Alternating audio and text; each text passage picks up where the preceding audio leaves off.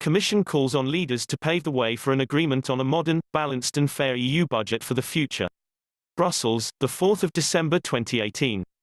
Ahead of the European Council meeting on 13 and 14 December 2018, the Commission is taking stock of the encouraging progress made so far in the negotiations of the EU's next long-term budget and urging leaders to keep up the momentum. The European Council meeting on 13 to 14 December is a crucial moment to consolidate the good progress already made and to provide direction on the key features of the future framework. The purpose of today's communication is to facilitate the discussions among leaders.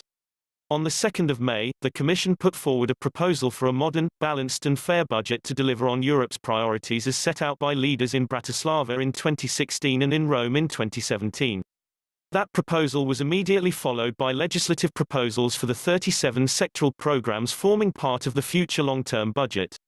On that solid basis, the negotiations among member states have been advancing at high speed under both the Bulgarian and the Austrian presidencies of the Council. European Commission President Jean-Claude Juncker said, "Leaders have agreed together on the Union's priorities. We need to ensure that those priorities are adequately funded in the next long-term budget so that they become reality.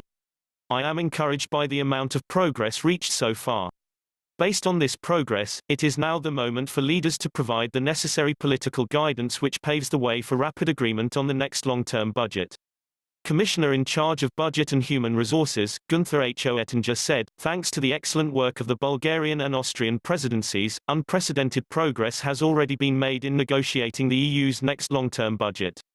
In parallel, work in the European Parliament has also moved forward.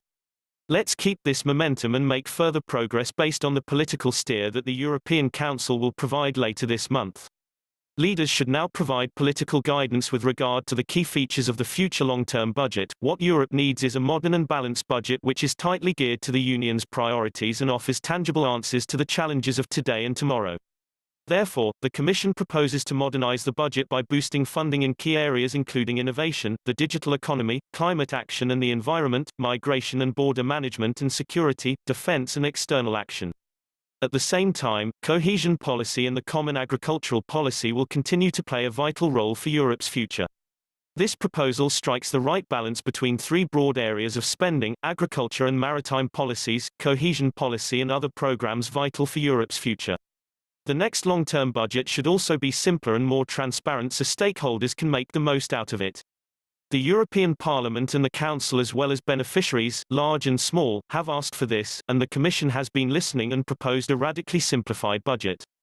Another essential feature of Europe's next budget should be flexibility.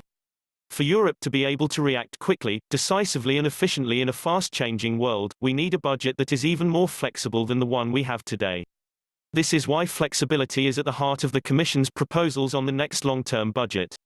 Finally, the post-2020 budget should also be a fair budget that can deliver, not only on the spending side but also in terms of how it is financed. With a size of around 1.11% of the gross national income of the future Union of 27, the Commission has put forward a budget that is both ambitious and realistic. A budget in which the same rules apply for everybody, and which is funded increasingly by sources directly linked to strategic European policies.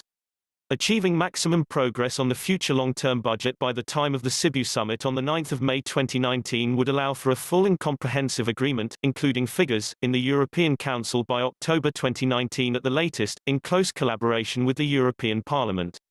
Adopting the next multi-annual financial framework by the end of 2019 will ensure that the new programs will be up and running by the 1st of January 2021. This would create tens of thousands of research jobs already in 2021 and many more in the wider economy. It would make sure that over 100,000 cohesion policy projects start on time, enable 1 million young people to benefit from an Erasmus exchange and allow 40,000 young people to engage in solidarity action across Europe in 2021. It would support startups and small and medium-sized companies to realize their investments, would significantly step up defense investments and capabilities and would help protecting the Union's borders against trafficking, smuggling and fraud.